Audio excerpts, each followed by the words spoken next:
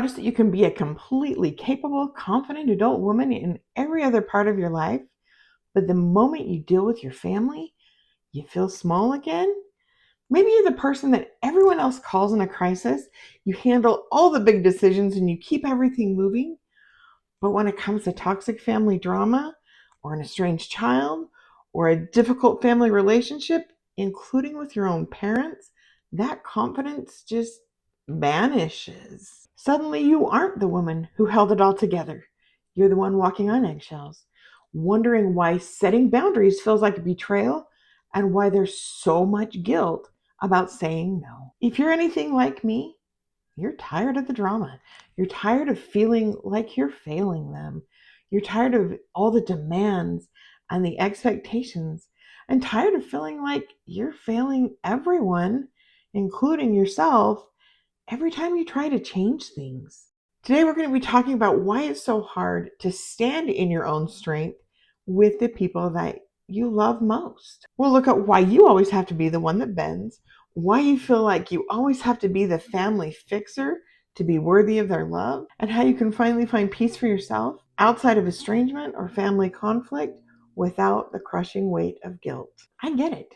You're doing all of those things is what actually keeps everything running. In your professional life, being dependable is probably your superpower. But in a toxic family dynamic, that same reliability is often used against you. Because you're the one who can handle it, the family system has somehow identified you as the rock, the shock absorber, or maybe even the scapegoat who takes the fall for everything. You've become the person who carries the emotional burden of all the things and the weight and responsibility of all of them as well. The sad truth is that in a lot of cases, these people actually don't want your leadership. They want you to be the laborer. They want you to keep things going. They want you to stay in your lane and to keep the status quo so that no one else has to change or grow or feel anything. Here's where things get really tricky though. It's usually the responsible one, the dependable one, the capable one that also sees the family patterns most clearly. You're the one who notices the toxic family drama or can't ignore the elephant in the room that everyone else tries to ignore or sweep under the rug. This clarity makes people uncomfortable. While they rely on your strength to keep things running, they're also afraid of your honesty. And when you try to set a boundary or speak the truth, especially about an estranged child or a sibling's behavior, or heaven forbid, mom's outright delusions, the system reacts with guilt to silence you. Somewhere deep inside, they know that they need you to keep fixing all the things so they don't have to, and so they don't ever have to look at themselves because that's too hard and that's too scary. What I want you to know is that guilt that you're feeling is not proof that you're doing something wrong. It's actually a sign that you're breaking unwritten family rules that were never meant to protect you. You've been trained to believe that being good means rescuing everyone, or that peace means keeping silent and not rocking the boat. But you cannot fix what you didn't break. Setting boundaries and choosing not to rescue someone isn't betrayal. It's finally being responsible for your own peace and your own well-being. And there is nothing wrong with that. It's just that for a long time, you've probably been conditioned to believe that saying no, especially to these people in your circle, is a failure. You've likely also been conditioned to believe that if you don't step in, if you don't do your part, or if you don't solve all of the toxic family problems, you're being selfish or uncaring for not doing your part. But I want you to consider a different perspective. When you constantly rescue people from their own choices, you aren't actually helping them.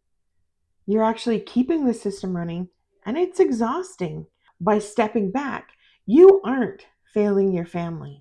You're finally stopping a cycle that has been draining you and using you for years. You're choosing to be responsible for your own life.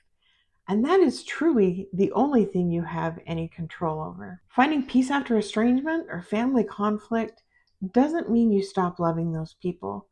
It simply means you stop allowing their chaos to be the center of your world. If you're tired of being the family rock or the hated truth teller, and you're ready to stop all of that internal loathing and guilt, I want to help you take the first step towards clarity. I put together a free guide called Finding Peace After Estrangement. It's designed specifically for women like you who are ready to lower the pressure and find a way forward that doesn't involve sacrificing your own well being. Even if you're dealing with some other kind of dysfunctional family relationship, you'll probably still find it valuable. To get your copy, just comment estrangement peace down below and I'll make sure you know where to find it. What I know for sure is you don't have to keep fixing what you didn't break. You've done enough, and it is time to claim your own peace. You've spent so much of your life being the one that makes everything okay for everyone else. It's now time to do that for yourself. But as we've seen today, being the fixer is exactly what is keeping you stuck in the cycle of guilt and exhaustion. Now that you know why it's so hard to stand your ground with your family, you might be wondering why, no matter what you do, nothing ever seems to change, or it might even be getting worse.